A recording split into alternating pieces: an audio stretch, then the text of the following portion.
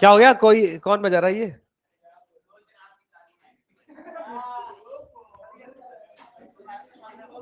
चल काम की बात कर ले। डिस्कशन मुझे एक बार बताओ, कुछ मॉड्यूल का दिया था और डिस्कस करना है तो तुरंत मॉड्यूल निकाले। हाँ क्या हो रहा है बेटा? हाँ ऐसा किसने किया आपके साथ? किसका? मेरा? अबे हट, हो ही नहीं सकता। अरे हो ही नहीं सकता, तो हो ही नहीं सकता। एक भी सवाल का डिफरेंस। और बता, और बता। अरे प्रूफ भी छोड़, प्रूफ प्रूफ तो क्या लाएगा, कहां से लाएगा? कुछ ऐसा होगा तो लाएगा ना। नहीं ऐसा होगा ही नहीं ना भाई। वो अल्टीमेटली किस मुद्दे पर लाना चाह रहा है? वो ये कह रहा है कि कुछ करके हमें सुबह के बैच में आने की परमिशन दो। मुद्दा ये है, और कोई दुख नहीं है उसको।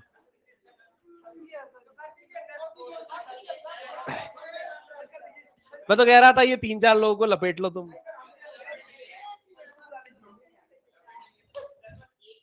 अरे ये हर दिन का अपना डिस्कशन होता है, नतीजा कुछ निकलता नहीं है। चलिए तो यहां से बात आगे बढ़ाते हैं। हम लाउडनेस पर चर्चा कर रहे थे और लाउडनेस में हमने ये कहा था कि अगर कोई इंटेंसिटी आई है, यानी वॉट पर मीटर स्क्वायर में कोई इंटेंसिटी गिवन है और इस गिवन इंटेंसिटी को डेसिबल में कन्वर्ट करना है, तो डेसिबल में कन्वर्ट करना मतलब एल लाउडनेस में कन्वर्ट करना है, तो फॉर्मूला हमने क्या सीख लिया था? 10 लॉग आई बाय, जहां आई नॉट एक फिक्स वैल्यू होगी जो हमें सवाल जरूर देगा, 10⁻⁻12 वॉट पर मीटर स्क्वायर। फिर मैंने यहां पर यह भी कहा था कि मान लीजिएगा कोई एक सोर्स है, इस सोर्स की पावर कुछ यहां पर P1 है और यहां पर एक इंसान इस सोर्स के साउंड को सुन रहा है और सोर्स की पावर P1 है, तो यहां पर जो इंटेंसिटी मिलेगी वो I1 मिलेगी और जो लाउडनेस मिलेगी वो L1 मिलेगी। अब अगर यहां पर ये अपनी पावर को, यानी इस सोर्स के वॉल्यूम वाले नॉब को घुमाकर पावर बढ़ा के P2 कर दिया जाए, तो इंटेंसिटी भी बढ़कर I2 और लाउडनेस भी बढ़कर L2 हो जाएगी। तो क्वेश्चन पूछता है कि लाउडनेस कितनी बढ़ गई, L2 माइनस L1, तो उसका भी फॉर्मूला हमने लिखा है 10 log I2 बाई I1। लिखा है ना भाई लोग? यहां तक की हमने लास्ट क्लास में बात की थी। मैं इस पर क्वेश्चन लिखवाता हूं। क्वेश्चन में यहां पर क्या कहा गया कि एक कोई सोर्स है, इस सोर्स की शुरुआत में पावर जो है वो 10 वॉट है, कम वॉल्यूम अपन ने उसका खोल रखा है। अभी अपन ने इसका पूरा वॉल्यूम खोलकर जो सोर्स की पूरी फाइनल पावर खोल दी वो 1000 वॉट खोल दी, और यहां पर जब हम सुन रहे हैं तो अपने को डेल्टा एल बताना है। सॉल्व करें।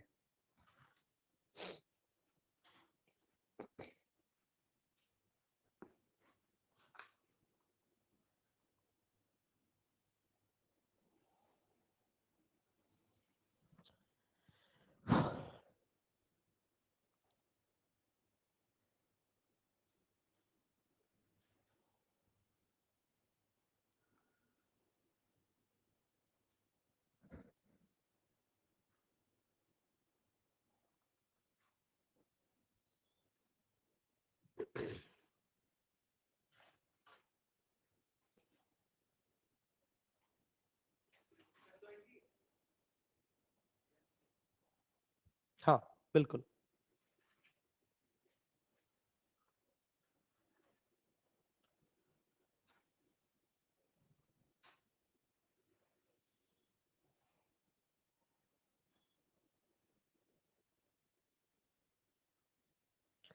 इस सोर्स से इस आदमी की दूरी आर फिक्स है। जब हम डेल्टा एल की बात करते हैं तो डेल्टा एल हो जाएगा 10 log I2 बाई I1, और I को आप क्या लिखते हैं बेटा? Power upon area. और एरिया किस पर डिपेंड करता है? दूरी पर। दूरी क्या है? फिक्स। तो एरिया क्या है? फिक्स। तो आई प्रोपोर्शनल पी। तो यहां फॉर्मूले में I2 बाई I1 की जगह क्या लिखा जा सकता है? P2 bye P1। तो ये हो जाएगा 10 लॉग। पावर पुरानी कितनी है? 10 और नई 1000। 0 से 0 काटा 100। लॉग में यहां बेस क्या होता है? 10। तो ये हो जाएगा 10 लॉग का बेस 10 और 100 को लिख सकता हूं 10 पावर 2। ये 2 उछल के बाहर चला जाएगा और आ जाएगा 20 decibel.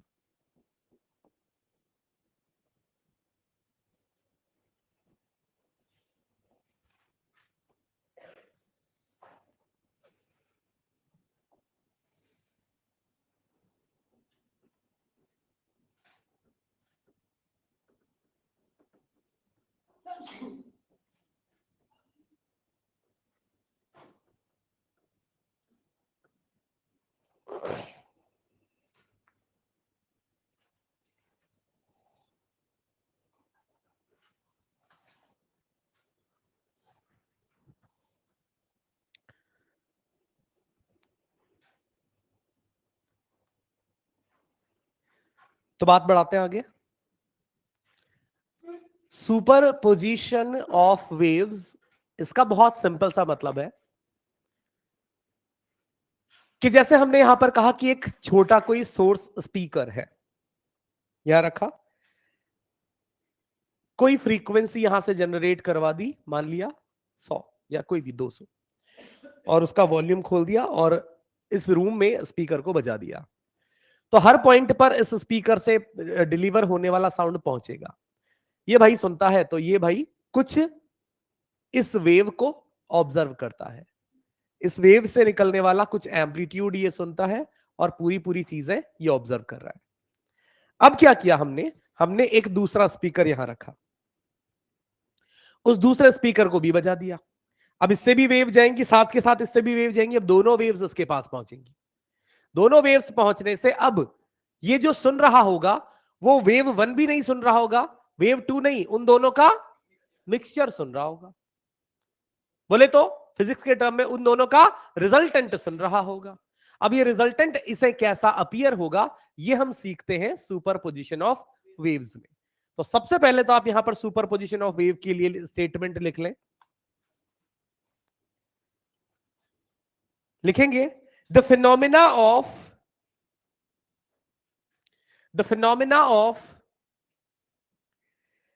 intermixing the phenomena of intermixing of two or more than two waves of two or more than two waves which produces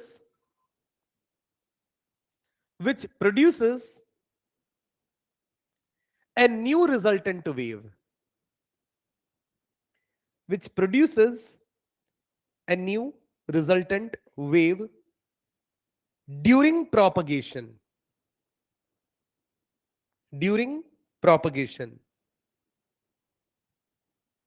is known as superposition of waves, is known as superposition of waves। तो क्या हम यहां पर कहना चाहते हैं, गौर से ध्यान से सुनिएगा।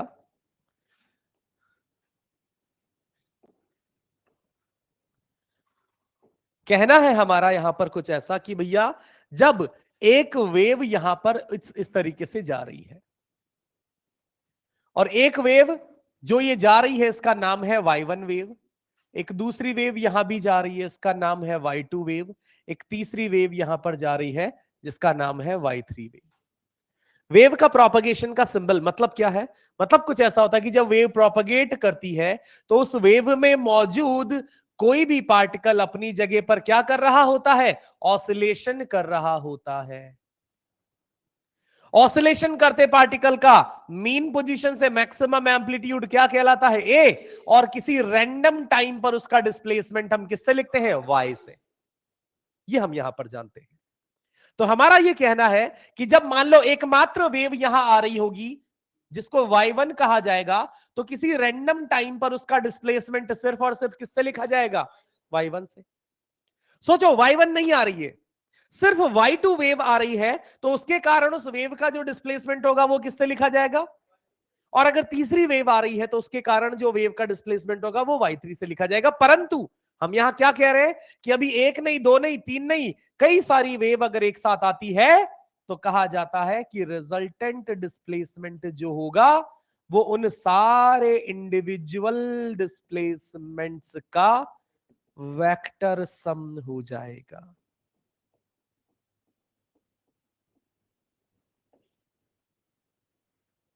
उन सारे रिजल्टेंट डिस्प्लेसमेंट्स का इंडिविजुअली वेव 1 का जो डिस्प्लेसमेंट है y1, वेव 2 की वजह से जो इकलौता डिस्प्लेसमेंट रहा होगा y2, वेव 3 है तो तीसरा y3, y4, y5, सबका वेक्टर सम करने के बाद जो रिजल्ट आएगा वही रिजल्टेंट डिस्प्लेसमेंट कहलाएगा। और यही उनका वेक्टर सम करने की टेक्निक को ही यहां पर कहा जाता है प्रिंसिपल ऑफ सुपरपोजिशन।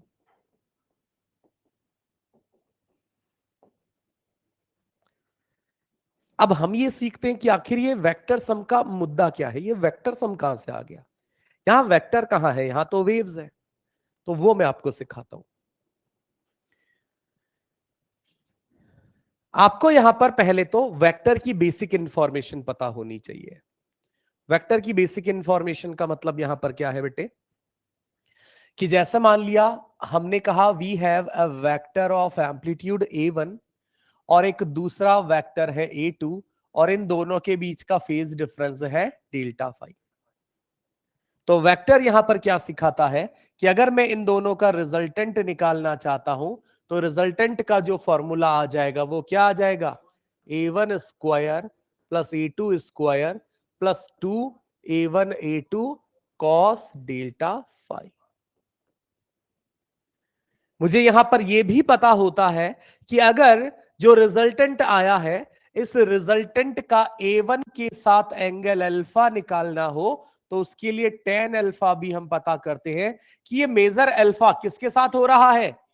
तो यहां निचले कोने पे फिर बचा कौन, तो a2 ऊपर तो लिखा जाएगा साइन डेल्टा फाई के साथ और a2 नीचे लिखा जाएगा कॉस डेल्टा फाई के साथ।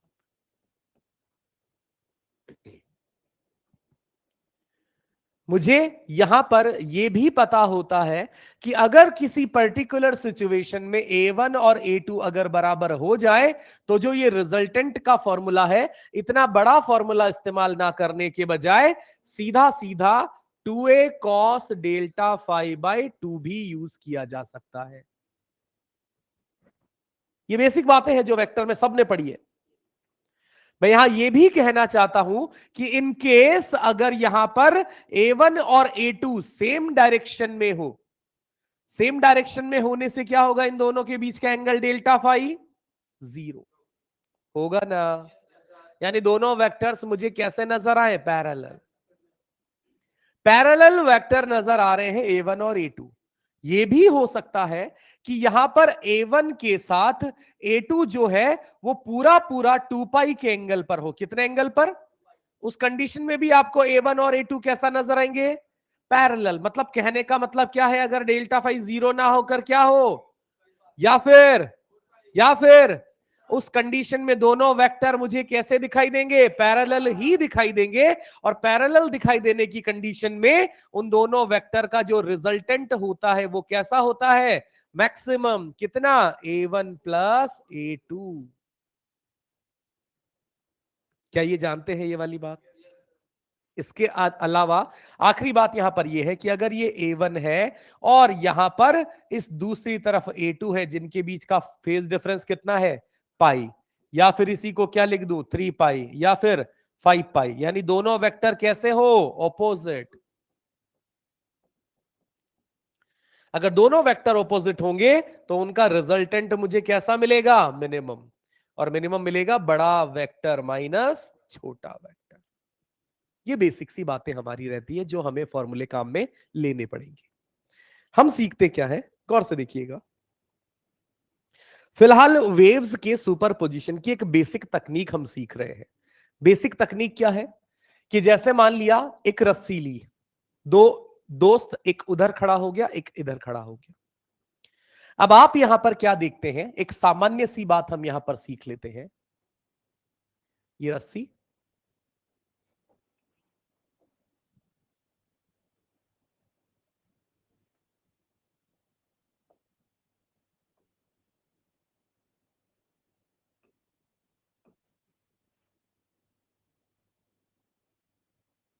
और उस रस्सी पर दो पल्स हमने चला दिए। ये वाला पल्स इधर चलाया जिसका एम्पलीट्यूड है A1, ये वाला पल्स इधर चलाया दूसरे दोस्त ने जिसका एम्पलीट्यूड है A2।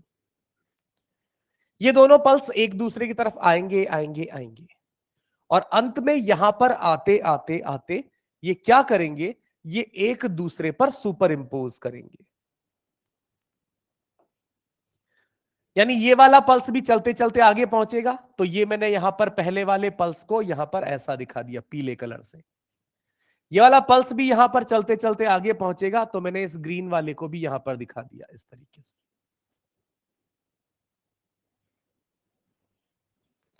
और हमें दोनों पल्स एक साथ ओवरलैप होते नजर आए। ओवरलैप होते नजर आए मतलब यहां पर एक दूसरे पर सुपर इंपोज हो रहे हैं। तो हमें पता है क्या नजर आएगा, रिजल्टेंट फॉर्म में ये रस्सी जो है, ये रस्सी कुछ ऐसी नजर आएगी। कुछ इस तरीके से अपने को ये रस्सी नजर यहां पर आएगी, जिसमें आपको समझ आएगा कि अब इस रस्सी का जो रिजल्टेंट एम्पलीट्यूड है, वो resultant amplitude A1 plus A2 समझ आएगा। आप कहेंगे ऐसा क्यों हो रहा है, कैसे हो रहा है? सुपरपोजिशन का मतलब क्या निकल कर आया, इन बातों को गौर से ध्यान से सुनिएगा। बेटे जब क्रेस्ट बनता है, क्रेस्ट आप देखिएगा, ये क्रेस्ट जब आगे की ओर चलेगा तो ये पार्टिकल, मान लो मैं यहीं से कॉपी करके दिखा देता हूं। मैं कहता हूं पहले तो आप एक काम करें, एक कलर ऑरेंज ले लेते हैं, यहां एक पार्टिकल ड्रॉ करें। ये रहा। बिल्कुल एक काम यहां पर ये भी करें, यहां भी एक पार्टिकल ड्रॉ करें। फिर आपने यहां से इस वेव लूप को कॉपी किया, ठीक है। अब ये वेव किधर जा रही है बेटे, आगे। तो जैसे ही ये वेव आगे चलेगी, ऐसे थोड़ा सा आगे, आपको क्या समझ में आया, ये पार्टिकल ऑरेंज वाला किधर मूव किया, ऊपर किया कि नहीं किया। एग्जैक्टली वैसे ही उस ग्रीन वाले पर भी बात कर लेते हैं। ये ग्रीन वाली जो वेव है, इस ग्रीन वाली वेव को भी अपन यहां से जब आगे चलाते हैं ऐसे, तो आपको क्या समझ में आता है, ये ऑरेंज वाला पार्टिकल किधर मूव किया, ऊपर।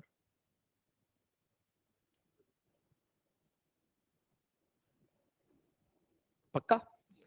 तो मेरा ये कहना है,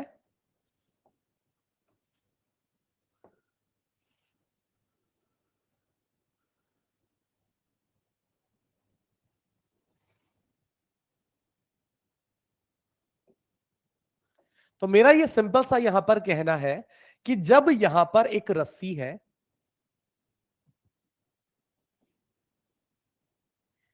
और इस रस्सी पर ये जो वेव पल्स है,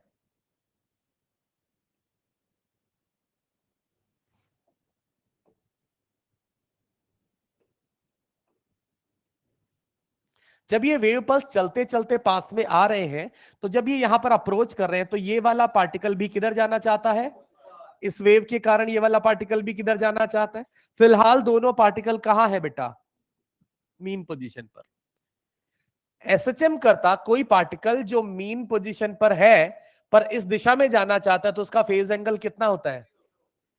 तो इस पार्टिकल का भी फिलहाल फेज क्या हो जाएगा, इसका भी फेज क्या हो जाएगा, तो फेज डिफरेंस डेल्टा फाई क्या हो जाएगा, फेज डिफरेंस डेल्टा फाई हो जाएगा, तो वहां पर जो रिजल्टेंट मिलेगा वो क्या मिलेगा, मैक्सिमम। यानी जब ये दोनों वेव्स यहां एक दूसरे पर आकर क्या हो जाएंगी, सुपर इंपोज, तो अपने को जो रिजल्टेंट मिलना चाहिए वो क्या मिलना चाहिए, मैक्सिमम। इसके कारण अपने को ऐसी वेव की शक्ल नजर आएगी। बिल्कुल इसके पैरेलल में एक और बात समझाता हूं ताकि आपको सुन के ठीक लगेगा मुद्दा।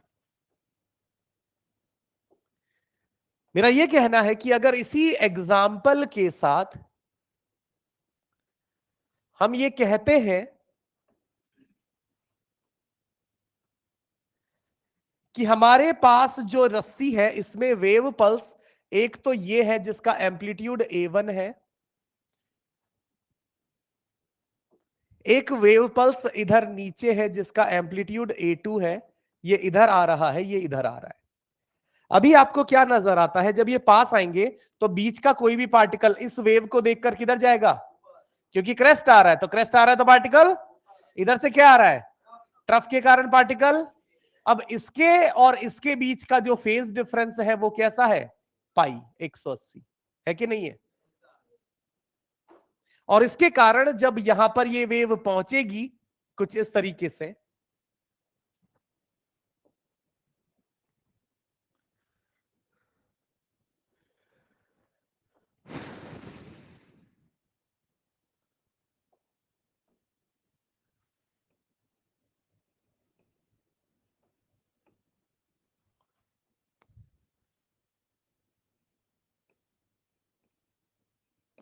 तो इन दोनों का जो रिजल्टेंट बनेगा वो क्या बनेगा, ऑपोजिट फेज होने के कारण जो रिजल्टेंट बनेगा वो बनेगा मिनिमम, मतलब A1 माइनस, अगर A1 बड़ा है तो जो यहां पर बचेगा वो कुछ इस तरीके से बचेगा, यानी रिजल्टेंट वेव इस मौके पर अपने को ये ऑरेंज कलर से जो मैं बना रहा हूं ऐसी नजर आएगी, जबकि सेम फेज में होने के कारण अपने को रिजल्टेंट वेव ऊंची, बड़ी, ज्यादा एम्पलीट्यूड की नजर आई थी।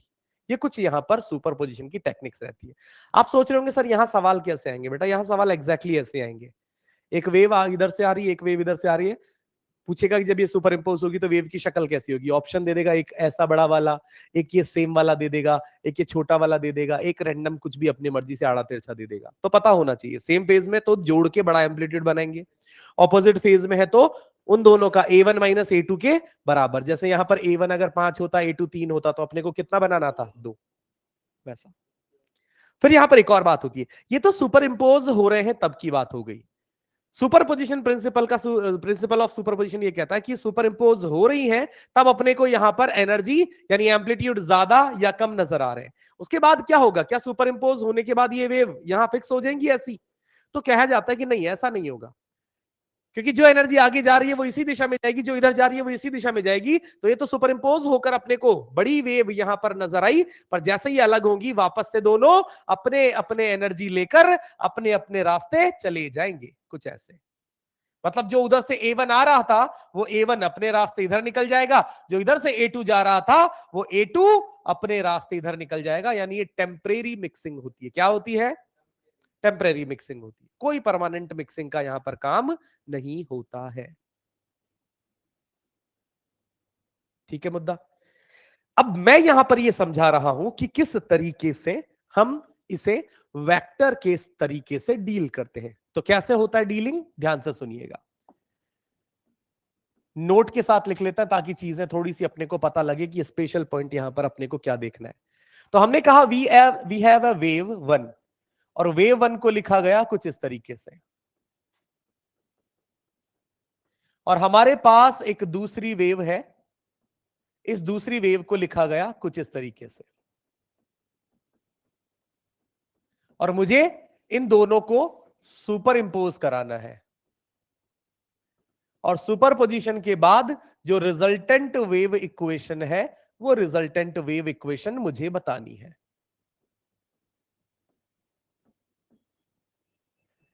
और रिजल्टेंट वेव इक्वेशन यानी वाई रिजल्टेंट बताना है, तो हमने क्या सीखा प्रिंसिपल ऑफ सुपरपोजिशन में, मुझे क्या करना है, y1 वेक्टर प्लस।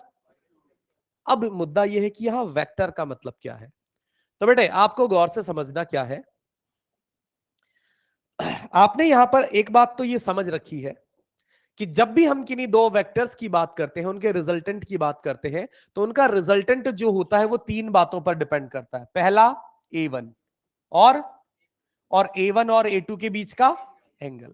इन तीन चीजों के अलावा किसी और चौथी चीज से मुझे कोई मतलब नहीं है।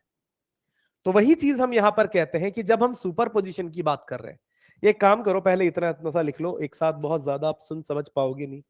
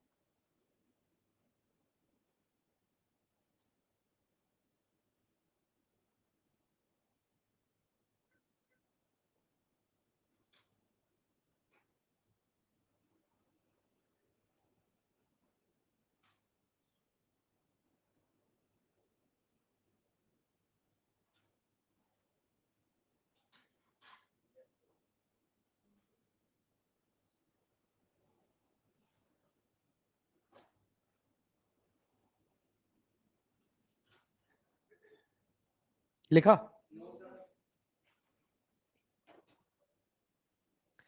हाइलाइट्स क्या है इस पूरी बातों की, वो मैं आपको समझाता हूं। पहली टेक्निक जो यहां से कहा जा रहा है कि मुझे प्रिंसिपल ऑफ सुपरपोजिशन क्या कहता है, तो आपको बताना है कि प्रिंसिपल ऑफ सुपरपोजिशन कहता है कि जब बहुत सारी वेव्स एक साथ आकर किसी पॉइंट पर सुपर इंपोज हो रही है, मिक्स हो रही है, तो आपको क्या करना होता है, उनके इंडिविजुअल डिस्प्लेसमेंट्स को जोड़कर उनका वेक्टर सम करना होता है, और वही अपने को क्या देता है, रिजल्टेंट वेव की इक्वेशन देता है। फिर हमने ये सीखा कि चूंकि बात बनी है वेक्टर सम की, तो पहले मैंने कहा एक बार वेक्टर के जो बेसिक गुर हैं, बेसिक टेक्निक्स हैं, उनको रिपीट कर लिया जाए। तो वेक्टर में हमने कहा कि तीन चीजों से मतलब होता है, वेक्टर के मैग्नीट्यूड से और उन दोनों के बीच के एंगल से। और जैसे ही मुझे मैग्नीट्यूड A1 A2 और डेल्टा फाई पता है, मैं उसका मैग्नीट्यूड भी निकाल सकता हूं, मैं रिजल्टेंट का एंगल भी निकाल सकता हूं। मैग्नीट्यूड बराबर हो जाए तो रिजल्टेंट का एक और छोटा सा प्यारा सा फॉर्मूला हम निकाल सकते हैं। फिर हमने ये भी कहा कि ध्यान से इस बात को यहां जरूर देख लिया जाए कि जब फेज डिफरेंस क्या हो, 0, 2 पाई, 4 पाई, 6 पाई, उस कंडीशन में आप जरूर इनको हाईलाइट कर ले भाई लोग, तो थोड़ा सा ठीक रहेगा मुद्दा। एक तो ये फॉर्मूला, एक ये फॉर्मूला, एक ये फॉर्मूला, और फिर साथ में हमने कहा कि अगर यहां पर सेम फेज होगा तो हमें मैक्सिमम रिजल्टेंट मिलेगा, और अगर ऑपोजिट फेज होंगे 0 पाई 3 पाई, तो रिजल्टेंट मिनिमम मिलेगा। ये चार पांच बातें।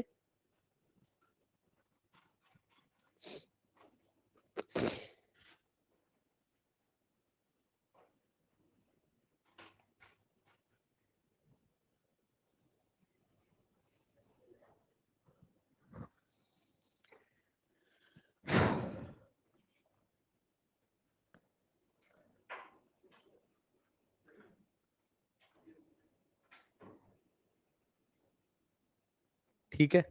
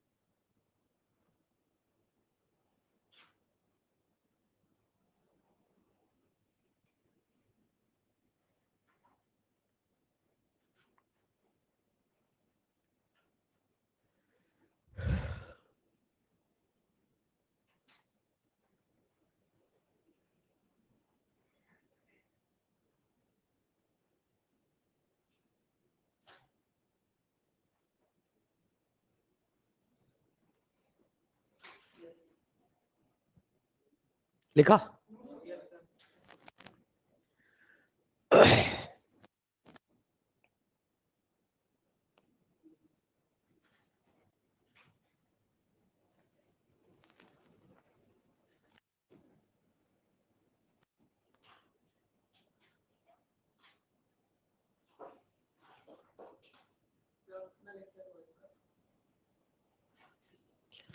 भाई तेरी कसम मैं भी यही पूछता हूँ खुद से।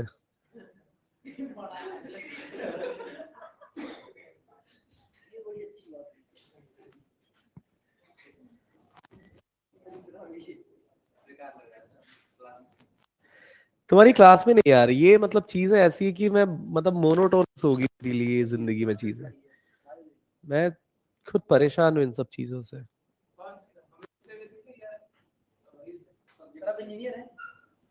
तो क्या करूं भाई, मैं क्या वापस से कुछ इंजीनियरिंग का काम करने लगूं? तुझे क्या लगता है वहां बहुत मजा आता होगा ऐसा?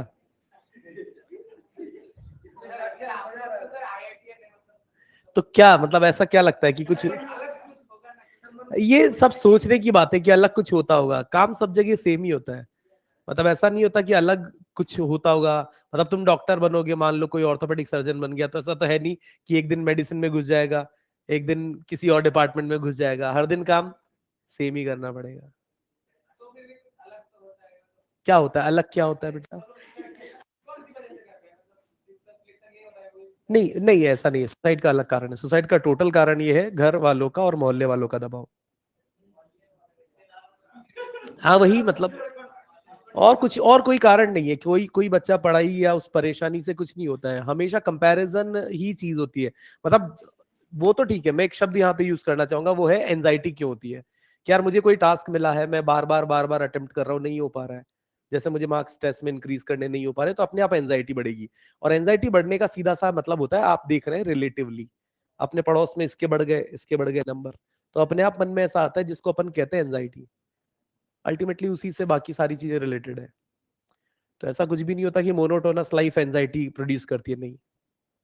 एंजाइटी प्रोड्यूस करती है कुछ काम अपन करना चाहते हैं, वो हम कर नहीं पा रहे जितना इफिशिएंटली अपन सोच रहे हैं। फिर धीरे धीरे वो एंजाइटी बदल जाती है कि अपन उसको करना ही नहीं चाह रहे और फिर भी रिजल्ट की उम्मीद कर रहे हैं। मतलब एंजाइटी में काम करने भी नहीं दे रही और हम फिर भी किसकी उम्मीद कर रहे हैं? रिजल्ट की। लो, ये तो और सोने पे सुहागा हो गया। फिर उसके बाद नहीं, उसके बाद फिर ऐसा नहीं होता। उसके बाद उसके बाद फिर अपने को चीजें अच्छी नहीं लगने लगती। अल्टीमेटली ये रहता है लॉजिक। क्या चीज? गोल चेंज कर देना चाहिए, पर उसके लिए भाई आपके आपके अंदर इतनी ताकत होनी चाहिए कि आप पेरेंट्स को कन्विंस कर पाओ, या आपको लगता है कि यार पापा ये नहीं हो रहा है, तो आप उसको अपनी अपनी भावनाओं को बता पाओ।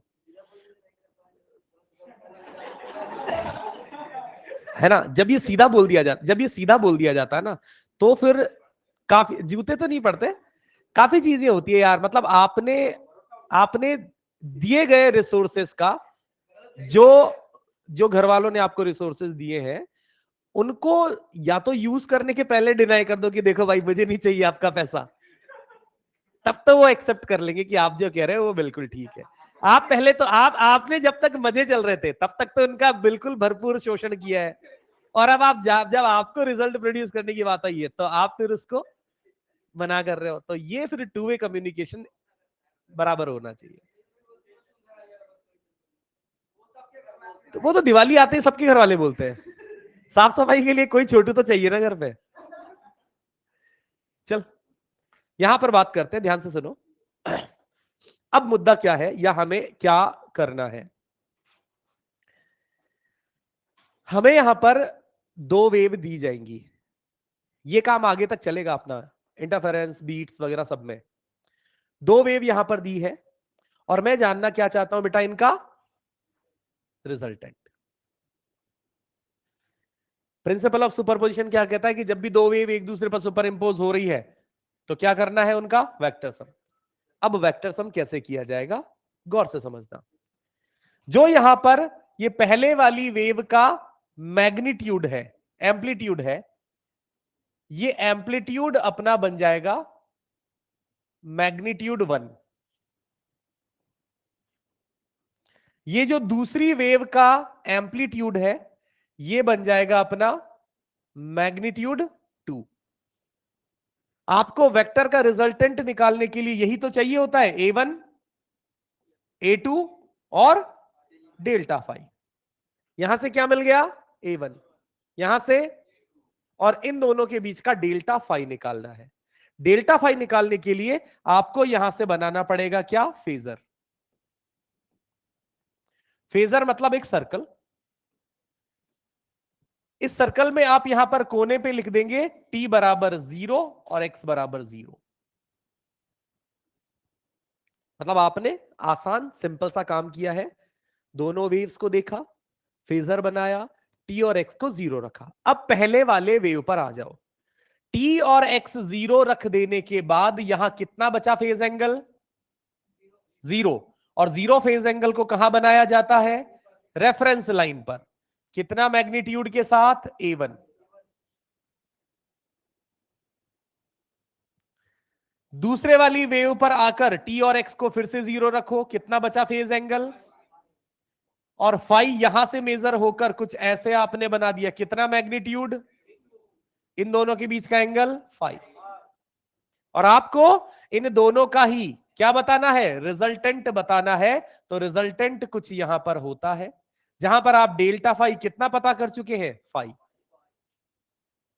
और अब रिजल्टेंट बताना है, तो यहां से ए आर का सीधा प्यारा सा फॉर्मूला क्या लगा दिया जाएगा, A1 square plus A2 square plus 2A1 A2 cos phi. और इस रिजल्टेंट का पहले वाली वेव से जो एंगल है, इसको अगर मैं अल्फा कह दूं, तो पहले वाली वेव से एंगल अल्फा कह दिया, तो यहां नीचे क्या आ जाएगा, पहले वाली वेव का एम्पलीट्यूड A1, और यहां A2 साइन फाई, और यहां A2 कॉस फाई। ये हमें करना होता है। इसको एक सवाल में अप्लाई करके मैं आपको सिखाता हूं। हमने कहा एक वेव है ए साइन ओमेगा टी माइनस के एक्स, और हमने कहा एक दूसरी वेव है ए साइन ओमेगा टी माइनस के एक्स प्लस पाई बाय 3, और मुझे बताना है इन दोनों का रिजल्टेंट।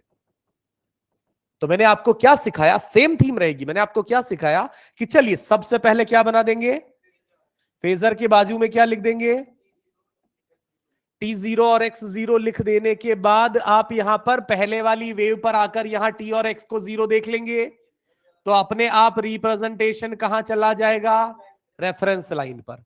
ये वाला रिप्रेजेंटेशन कहां चला जाएगा, 60 डिग्री पर। बहुत बढ़िया, 60 डिग्री पर कितने मैग्नीट्यूड के साथ। आपको क्या करना है, इन दोनों का रिजल्टेंट निकालना है, जिसको क्या कहा जाता है। मजे की बात यहां क्या है, ए और ए दोनों, तो रिजल्टेंट के लिए फॉर्मूला कौन सा लगा सकता हूं, तो ये डेल्टा फाई कितना है, 60, 60/2, और कॉस 30, तो कितना आ जाएगा रिजल्टेंट एम्पलीट्यूड। और आप अब ये जानते हैं कि ये अल्फा कैसे निकलेगा। अल्फा निकालने के लिए क्या मेरे पास फॉर्मूला है, फॉर्मूला ये नहीं लगाए। अगर मैं सीधा पूछूं कि जब दो वेक्टर बराबर मैग्नीट्यूड के हैं तो क्या रिजल्टेंट बाइसेक्ट करता है, तो यहां से अल्फा सीधा 30 डिग्री, यानी तो हम यहां पे रिजल्टेंट वेव की इक्वेशन क्या लिखेंगे, हम लिखेंगे रिजल्टेंट वेव की इक्वेशन की ए आर कोई रिजल्टेंट एम्पलीट्यूड है और ओमेगा टी माइनस के एक्स प्लस अल्फा है। तो ये हो जाएगा ए आर कितना, फिर साइन, फिर प्लस पाई बाय 6। ऐसा काम अपने को करना है। तो आप ये लिखें, मैं सवाल आपको दूंगा। लीड्स और लेग्स का मतलब अलग चलता है बेटा। जब यहां पर कहा जाएगा कि जैसे ये दो वेव है, पूछा जाएगा कि इन दोनों में से कौन लीड कर रही है, तो आप वो लीड और लेग बताएंगे फेज को देखकर। तो यहां पर इसका फेज क्या है, ओमेगा टी माइनस के एक्स, यहां इसका फेज क्या, ओमेगा टी माइनस के एक्स प्लस, तो कौन लीड कर रहा है, y2, कितने एंगल से, ये लीड और लेग का मतलब होता है।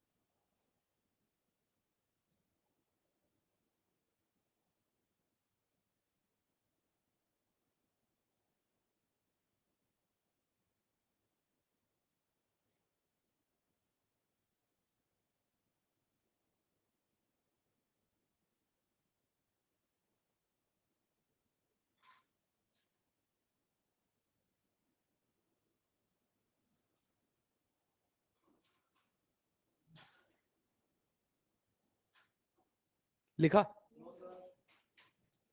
आधा लिखा?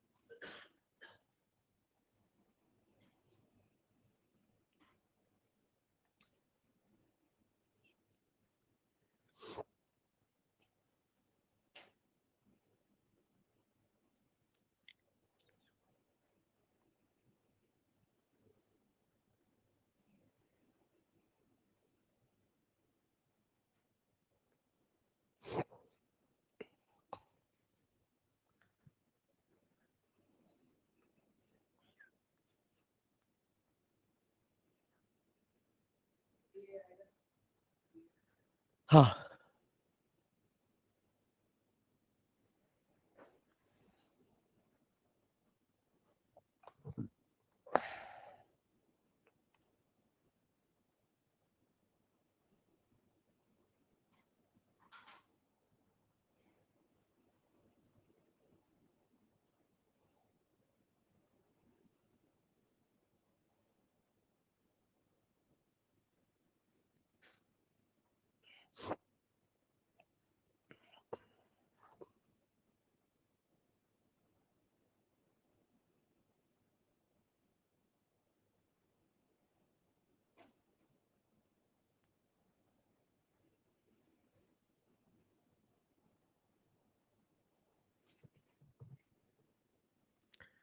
भाई लोग कल अपन मॉड्यूल के जो क्वेश्चन रहेंगे वो डिस्कस करेंगे, तो होमवर्क आप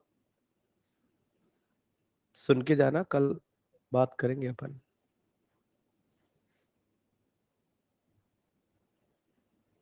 आप एक तो मॉड्यूल कोई लाता नहीं है तो पता नहीं लगता कहाँ तक हो गया क्या हो गया, वही ना उसके बीच में फिर। चलो इसको सॉल्व करो, देखो।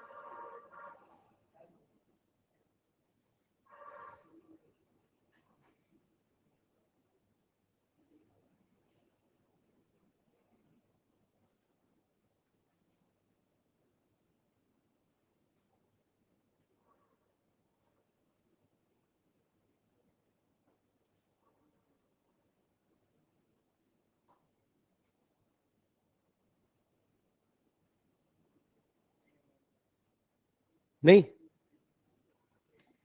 देख लो, आपको सिर्फ और सिर्फ क्या करना है, सबसे पहले रिजल्टेंट निकालना है, तो फेजर बना देंगे। फेजर बनाकर इधर कोने में क्या लिख देंगे, टी बराबर एक्स बराबर टी और एक्स को 0 रखेंगे तो पहले वाले वेव को हम कहां रिप्रेजेंट करेंगे, रेफरेंस लाइन पर ए, ये हो गया।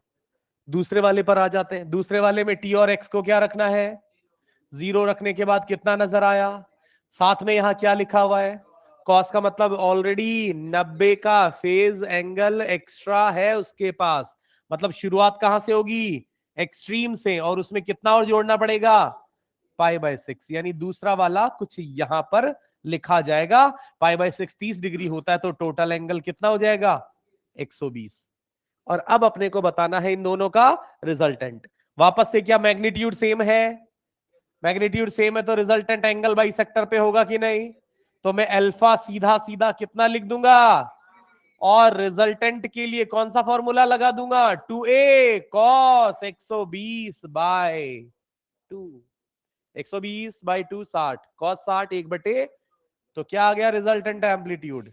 तो फाइनली रिजल्टेंट वेव की इक्वेशन क्या आ जाएगी, ए साइन ओमेगा टी माइनस के एक्स प्लस 60 डिग्री यानी π/3।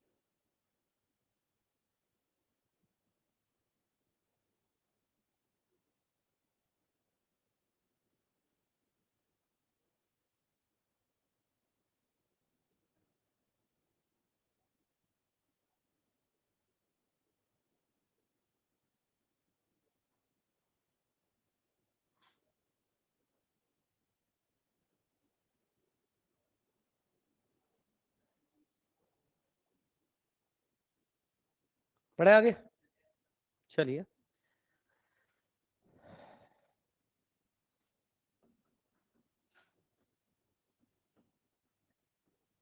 इंटरफेरेंस, और यहां से बातों को थोड़ा ध्यान से सुनना है, थोड़ा ध्यान से, मतलब ये अब यहां से रियलिटी में हमें वो चीजें, वो कॉन्सेप्ट मिलेंगे जिन पर सवाल आते हैं जनरली।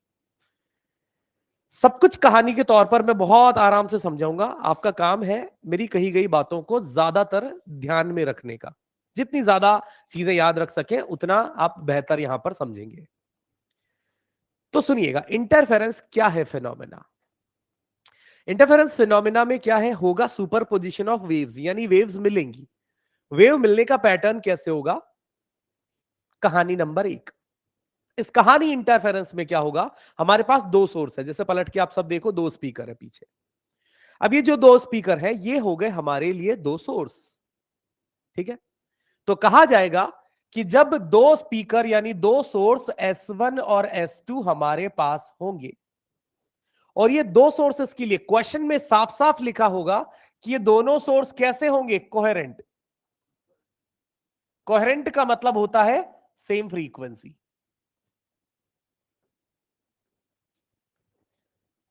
अरे वाईडीएससी वगैरह पढ़ के आए हो क्या तुम, यंग डबल स्लिट एक्सपेरिमेंट वगैरह, रे ऑप्टिक्स और वेव ऑप्टिक्स, वेव नहीं हुआ अभी आपका, ठीक है। तो ठीक है, कोई दिक्कत नहीं है। हम यहां पर बात करते हैं, छोड़ो वो सब बातें, वो आप दोबारा बाद में पढ़ लेंगे। हम फिलहाल यहां पर बात करते हैं, कोहेरेंट सोर्स का मतलब है ऐसे दिखाए गए दो या दो से ज्यादा सोर्स जिनकी फ्रीक्वेंसी क्या हो, सेम। यानी मेरे कहने का मतलब यह है कि ये दो स्पीकर जो यहां लगे हुए हैं, इन दोनों की फ्रीक्वेंसी क्या होनी चाहिए, सेम।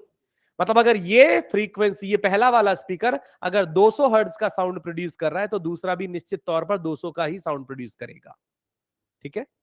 ये होता है कोहेरेंट सोर्सेस का मतलब। मैंने लिखा भी है बहुत प्यार से यहां पर कि कोहेरेंट मतलब सेम फ्रीक्वेंसी, लिमिटेड शब्दों में पूरे काम की बात अपन ने यहां पर सीख ली। अब यहां पर जो दिखाए गए सोर्स है, इस सोर्स से भी क्या होगी बेटे, यहां पर वेव चलेगी। और इस सोर्स से भी यहां पर क्या होगी, वेव चलेगी। और ये हमारा वो बिंदु है जहां पर हम दोनों वेव्स को सुपर इंपोज करवा रहे हैं। तो मैंने कहा इस सोर्स 1 से चलने वाली वेव का नाम y1 और सोर्स 2 से चलने वाली वेव का नाम मैंने लिखा y2।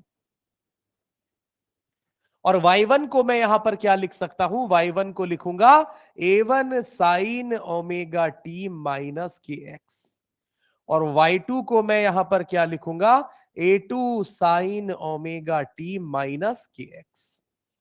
सुनना, ये सोर्स 1 है, ये सोर्स 1 है। सोर्स 1 से मान लो मेरी दूरी, मैं यहां पर खड़ा हूं, कोई रैंडम पॉइंट है, मैं यहां पे खड़ा हूं। सोर्स 1 से नाप के, ध्यान से सुनना मेरी बात को, पहली बात तो दोनों सोर्स कैसे होने चाहिए, कोहेरेंट, सेम फ्रीक्वेंसी के सोर्स। सेम फ्रीक्वेंसी के सोर्स होंगे तभी कौन सा फिनोमिना मिलेगा, इंटरफेरेंस। ये बात पहली याद रखेंगे ना, कि सेम फ्रीक्वेंसी के सोर्स होंगे, बोले तो कोहेरेंट सोर्स होंगे तो ही फिनोमिना मुझे कोहेरेंट मिलेगा। इसको यूं भी कहा जाता है कि अगर सेम फ्रीक्वेंसी की वेव्स है तो उनके मिलने से ही इंटरफेरेंस होता है। ठीक है बात। तो फिलहाल दोनों वेव्स की फ्रीक्वेंसी सेम है कि नहीं है। अब मैं कहीं पर रैंडम उस सोर्स और उस सोर्स से दूर कहीं पर खड़ा हूं। अब उस सोर्स से जो वेव चलकर आ रही है, मान लेता हूं सोर्स 1 से मेरे तक की दूरी है x1, कितनी, और सोर्स 2 से मेरे तक की दूरी है x2। तो उसी चीज को यहां पर दिखा देता हूं कि सोर्स 1 से हम जो खड़े हैं इस दूरी को हमने क्या लिखा है, और सोर्स 2 से हम जहां खड़े हैं उस दूरी को क्या लिखा है, x2। ईमानदारी से बताओ, x1 और x2 में गलत नहीं करोगे ना, कुछ भी नहीं है। x1 मतलब क्या, x1 वो दूरी है कि जहां पर इंटरफेरेंस पूछा जा रहा है उस पॉइंट की सोर्स 1 से दूरी को, जहां इंटरफेरेंस पूछा जा रहा है उसी पॉइंट की सोर्स 2 से दूरी को x2 कहा जा रहा है। तो मैं यहां पर जब पहले वाली वेव की इक्वेशन लिख रहा हूं और इस पॉइंट पर बात कर रहा हूं, तो इस पॉइंट पर x की जगह x1 और दूसरी वाली वेव में x2 लिख दूंगा। हाँ कि ना। दूसरी बात, क्या हमने यहां पर सेम फ्रीक्वेंसी बोली, यानी ये भी n, ये भी, और अगर n यहां पर है तो इसका ओमेगा और इसका ओमेगा सेम, n ओमेगा बराबर 2 पाई n, ओमेगा बराबर 2 पाई n, तो फ्रीक्वेंसी सेम तो ओमेगा भी, इसीलिए दोनों जगह यहां मैंने क्या रखा, सेम ओमेगा रखा है। ठीक है। अब हम यहां पर क्या कहना चाहते हैं, हम इन दोनों का निकालना चाहते हैं रिजल्टेंट। और आपने थोड़ी देर पहले इन सारी बातों के लिए हामी भरी थी। आपने कहा था कि यहां पर इस पहले वाली वेव का मैग्नीट्यूड और दूसरे वाली वेव का मैग्नीट्यूड क्या रहेगा, a1 और a2, सेम नहीं है, a1 और a2 रहेगा। और तीसरी चीज जो यहां पर हमें पता करनी होती है वो क्या, डेल्टा फाई, क्योंकि आप क्या जानना चाहते हैं, इनका। और आपने थोड़ी देर पहले क्या कहा था, मैं आपके शब्द याद दिलाता हूं। आपने कहा था कि जब दो वेव, अगर रिजल्टेंट निकालना है किन्हीं दो वेव का, तो उन दोनों का क्या करना होता है, वेक्टर सम। क्या करना होता है, वेक्टर सम के लिए तीन चीजों की जरूरत होती है, एम्पलीट्यूड और उन दोनों के बीच का एम्पलीट्यूड, दोनों के पता लग रहे हैं, सवाल में दिया हुआ है, एक का a1 और एक का, और उन दोनों के बीच का एंगल मुझे पता करना है, जिसको कहते हैं डेल्टा फाई, यानी फेज डिफरेंस। तो अब डेल्टा फाई कैसे पता करेंगे बेटे, डेल्टा फाई पता करने के लिए आप लिख सकते हैं, पहली वेव का फेज क्या है, ओमेगा टी माइनस के एक्स वन, और दूसरी वेव का फेज क्या है, ओमेगा टी माइनस, और ओमेगा अगर सेम है यानी कोहेरेंट सोर्स है, तो ओमेगा टी से ओमेगा टी गया, कैंसल। तो क्या बचेगा, ध्यान से सुनो, आपको डेल्टा फाई में नजर आएगा ये माइनस का के एक्स वन, और ये माइनस माइनस प्लस का के एक्स टू, ये के कॉमन लिया, x two minus x one, और इसी x2 माइनस एक्स के को क्या लिखा जा सकता है बेटा, 2 पाई बाय लैम्डा, और x2 माइनस x1 को डेल्टा x, जहां डेल्टा x क्या हो जाएगा, पाथ डिफरेंस। यानी सबसे सोचने वाली बात यहां पर यह है कि डेल्टा x क्या होता है। तो अभी आपने क्या समझाया मुझे, आपने कहा, थोड़ी देर पहले आपने कहा था कि भाई डेल्टा x मतलब सोर्स वन से जो मेरे तक की दूरी है उसको क्या बोला था आपने, और वहां से यहां तक की दूरी को, और उसने जितनी दूरी चली है और उसने दूरी चली है, उन दोनों का डिफरेंस x2 माइनस x1 ही डेल्टा x है। सही बात है। आप तो यूं सोच लो, दो लोग भाग के आ रहे हैं, वहां से भी एक आदमी भाग के आ रहा है, यहां से भी एक आदमी भाग के आ रहा है। दोनों जो भाग के आ रहे हैं, दोनों की फ्रीक्वेंसी क्या है? सेम। वहां से जो भाग के आ रहा है मेरी तक, उसने दूरी चली कितनी? वहां से जो आ रहा है उसने चली, किसी एक ने कम चली हो सकती है और किसी एक ने ज्यादा चली हो सकती है। हो सकता है दोनों की बराबर भी हो जाए, वो तो पता लगेगा जब बराबर होगी तो डेल्टा एक्स क्या हो जाएगा? 0। जो ज्यादा चलेगा उस ज्यादा दूरी, बड़ी दूरी माइनस छोटी दूरी करना मेरा काम है। तो मैंने यहां पर घटा दिया डेल्टा एक्स से मुझे क्या मिल गया? Delta phi. अब डेल्टा फाई से ही डिसीजन होगा कि रिजल्टेंट कितना आएगा। क्यों? क्योंकि रिजल्टेंट एम्पलीट्यूड का फॉर्मूला आप सब जानते हैं, प्लस, आप सब मानते हैं ना बेटा कि यहां पर वेव के एम्पलीट्यूड चेंज सिर्फ डेल्टा फाई डिसाइड करेगा कि यहां रिजल्टेंट कितना आना चाहिए। मतलब कहानी का मतलब क्या है, इसको फिर से नए प्लॉट पर हम समझते हैं। यह है सोर्स 1, यह है सोर्स 2, दोनों सोर्स है कोहेरेंट। अब मैंने क्या किया, उस सोर्स और उस सोर्स से बिल्कुल बराबर दूरी पर मैं यहां खड़ा हो गया। बिल्कुल बराबर दूरी से मतलब क्या है? x1 और x2 फिलहाल x1 और x2 सेम है, यानी दोनों सोर्सेस से बिल्कुल बराबर दूरी वाले पॉइंट पर अगर मैं खड़ा हूं तो पाथ डिफरेंस, और पाथ डिफरेंस 0 तो फेज डिफरेंस भी। तो मैंने कहा एग्जैक्टली पहला मैं सफेद कलर का ट्रांसफॉर्मेशन ले रहा हूं और मैं कह रहा हूं कि यहां से चलकर ये वेव और ये वेव जो आई है, x1 और x2 यहां पर बराबर है। तो आप सबने क्या कहा? डेल्टा एक्स, तो डेल्टा फाई, और डेल्टा फाई अगर 0 है तो इस जगह पर यहां खड़ा था जब मैं, तो मुझे जो रिजल्टेंट मिलेगा वो रिजल्टेंट क्या मिलेगा? मैक्सिमम। नहीं पता? Delta phi 0, maximum.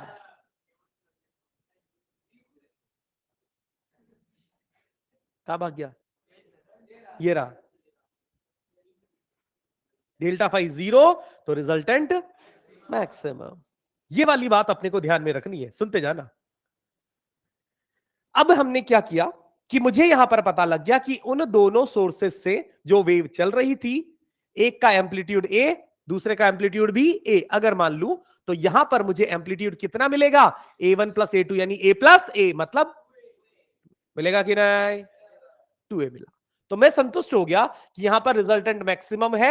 अगर वो भी ए है, वो भी ए है, तो 2A हो जाएगा, या अगर ये A1 है, ये A2 है, तो A1 प्लस A2 हो जाएगा। मैंने कहा चलिए कोई बात नहीं, अब अपन इस बिंदु से, इस पोजीशन से हटकर किसी दूसरी पोजीशन पर आ जाते हैं। तो मैं मान लो मैं इस पोजीशन से थोड़ा सा इधर आ गया, हल्का सा। अब आप मुझे बताओ x1 और x2 में से कौन बड़ा है? x1। तो अब आपने x1 नापा और आपने x2 नापा, और मान लेता हूं, उदाहरण के लिए मान लेता हूं कि मैं किसी दूसरे पॉइंट पर जब आकर खड़ा हो गया हूं, ऑरेंज कलर से ले लेता हूं, मैं मान लो यहां आ गया हूं, तो सोर्स से चलने वाली वेव इस दूसरे सोर्स से चलने वाली वेव, और यहां पर हमें जो x1 है वो बड़ा मिल रहा है, और मैंने कहा कि ये जो पाथ डिफरेंस है ये कितना हो गया? माना λ/2। मान लो ये पाथ डिफरेंस कितना हो जाए, तो λ/2 हो जाएगा, तो डेल्टा फाई कितना हो जाएगा? देखो देखो ध्यान से, यहां λ/2 रखो, लैम्डा से 2 से, तो ये, और जब पाथ डिफरेंस पाई हो जाएगा तो इस पॉइंट पर जो रिजल्टेंट मिलेगा वो, मतलब क्या हो रहा है कि भाई सोर्स वही है, सोर्सेस का साउंड भी वही है, पर यहां जब मैं खड़ा था तो यहां मुझे साउंड इंटेंसिटी, और जब दूसरे पॉइंट पर गया तो फिर किसी तीसरे पॉइंट पर चलते हैं, चलो तो किसी तीसरे पॉइंट पर आ गए, और यहां इस पॉइंट पर आकर मैंने कहा कि यहां डेल्टा एक्स मान लिया जाए लैम्डा है, कितना है? तो यहां पर डेल्टा फाई कितना हो जाएगा? और लैम्डा 2 पाई हो गया, तो रिजल्टेंट एम्पलीट्यूड फिर से, यहां से क्या समझ में आता है कि इंटरफेरेंस वो फिनोमिना है जिसमें मुख्य तौर पर सबसे जरूरी जो बात है वो सबसे जरूरी बात है पाथ डिफरेंस। कौन है?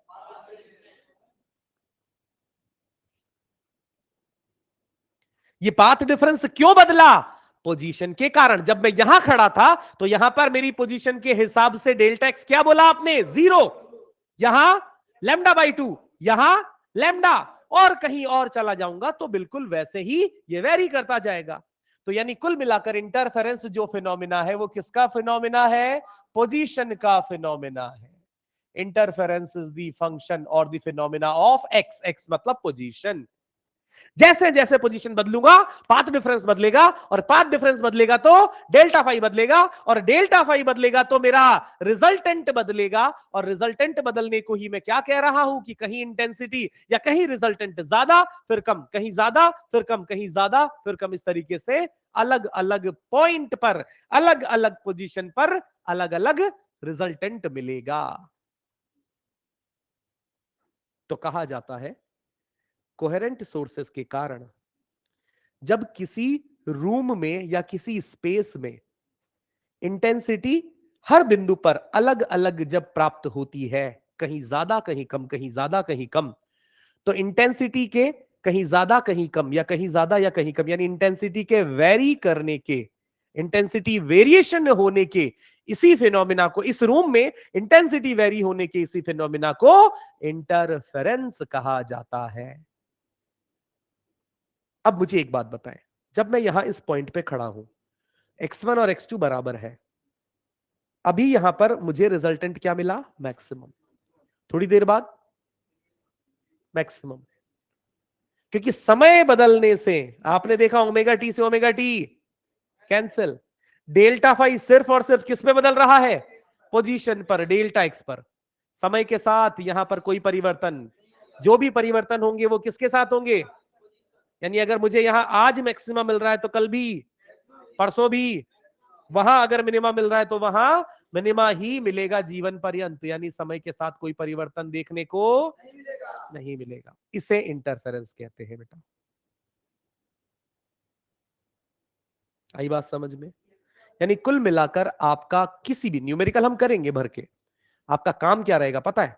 पूरा दिमाग आप तो सबसे पहले देखेंगे कि ये कॉन्सेप्ट क्या इंटरफेरेंस का है। आपको पता लग जाएगा इंटरफेरेंस, क्योंकि या तो क्वेश्चन खुद कह देगा इन दी फिनोमिना ऑफ इंटरफेरेंस, या वो कह देगा फॉर कोहेरेंट सोर्स। अगर वो कोहेरेंट सोर्स कह देता है तो हम डायरेक्टली कहां पहुंच जाएंगे? वापस इंटरफेरेंस होते ही आपको सबसे पहले क्या पता करना है?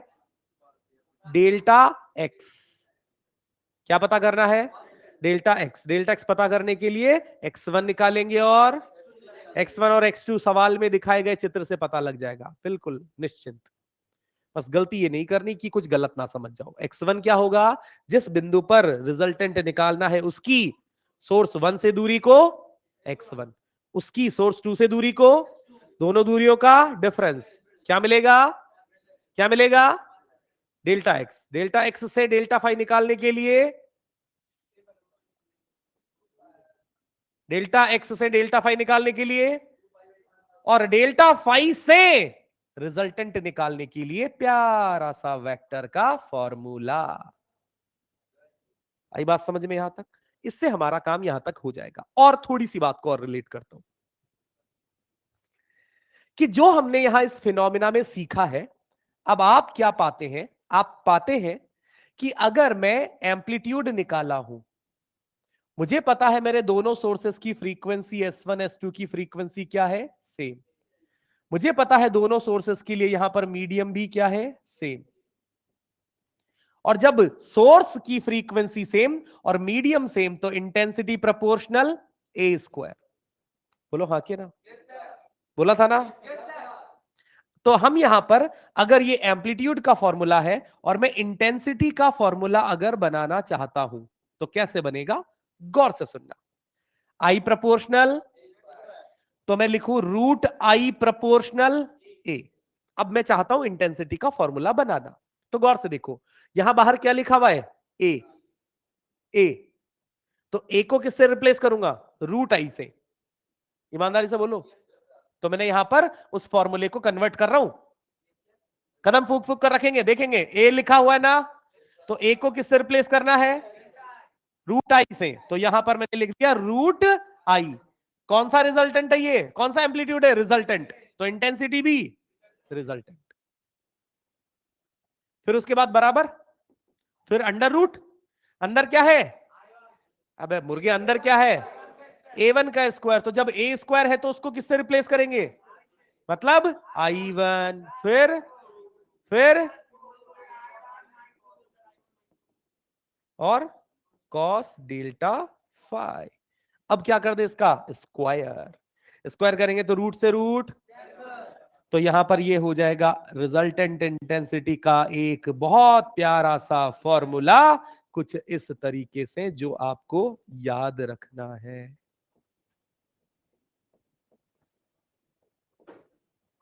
जिसको मैं हाईलाइट कर देता हूं।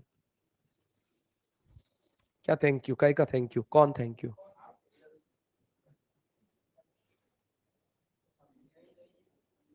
अब और सुनिए। तो ध्यान से सुनना। आपने क्या सीखा है? आपने सीखा है कि जब जब ये डेल्टा फाई क्या है बेटे? 0, 2 पाई, 4 पाई, बोले तो 2 पाई का मल्टीपल। उस कंडीशन में आपका रिजल्टेंट एम्पलीट्यूड क्या आ रहा है? कितना? a1 plus a2। तो अगर एम्पलीट्यूड मैक्सिमम है तो रिजल्टेंट इंटेंसिटी भी क्या आएगी? मैक्सिमम। तो आई आर जो यहां पर मैक्सिमम आएगा वो कितना होगा? तो क्या करना है? आई आर का formula i1 plus i2 plus 2 root i1 i2, cos delta phi की वैल्यू 1। हाँ के ना? और इसी को लिखा जाता है under root i1 under root i2 का होल स्क्वायर।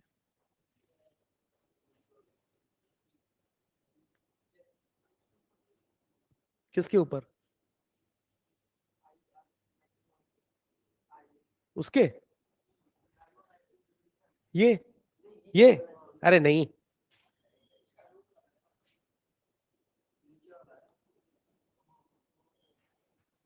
आई आर बराबर i1 plus i2 plus 2 root i1 i2 cos delta phi. Same phase में होने के कारण कॉस की वैल्यू 1। फिर आपने यहां पर क्या सीखा कि जब ये डेल्टा फाई कैसा हो?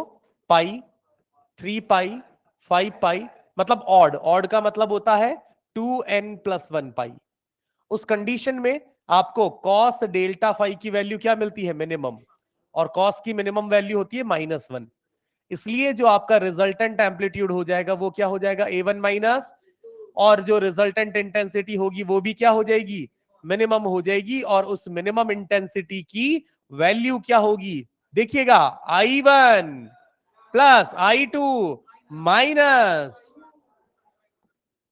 सही बात। और इसी को लिखा जाता है root i1 minus root i2 का होल स्क्वायर। बस भाई बस, ये मत सोच कि छोड़ दिया मैंने।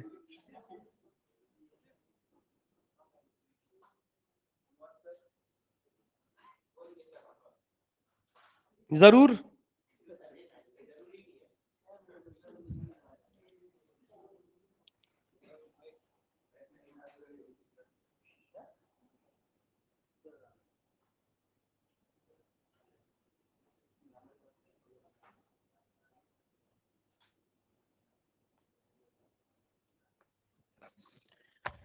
हाँ जी, तो होमवर्क की बात कर लेते हैं।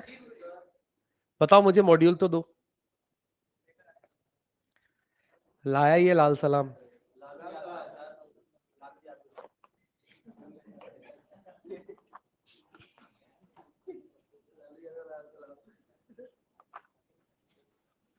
अठारह तक दिए थे ना? उसके बाद आप लिखेंगे 19। एक मिनट, क्या क्या दिए थे? हाँ, क्या दिए थे? बोल।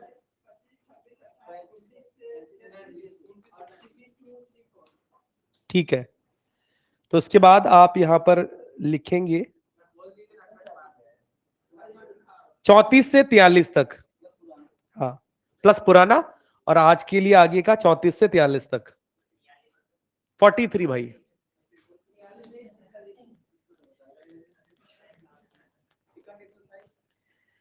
सेकंड एक्सरसाइज नहीं, थर्ड में एक साथ करेंगे तो मजा आएगा। हाँ, अभी क्या हमेशा छोड़ सकते हो।